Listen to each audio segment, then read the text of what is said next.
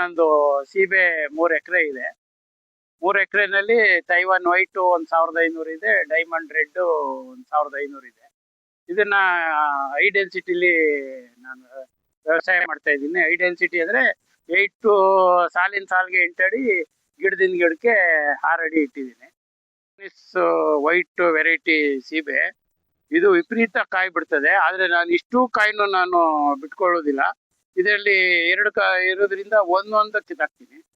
ಒಂದೊಂದು ಕಿತ್ತಿ ತಿನ್ನಿಂಗ್ ಮಾಡಿ ಕ್ವಾಲಿಟಿ ಫ್ರೂಟ್ಸ್ ಬರ್ಬೇಕಾದ್ರೆ ಆದಷ್ಟು ನಂಬರ್ ಕಡಿಮೆ ಮಾಡಬೇಕು. ಒಂದೊಂದು ಇದರಲ್ಲೂ 2 ಕಾಯಿ ಇದ್ದೇ ಇರ್ತದೆ.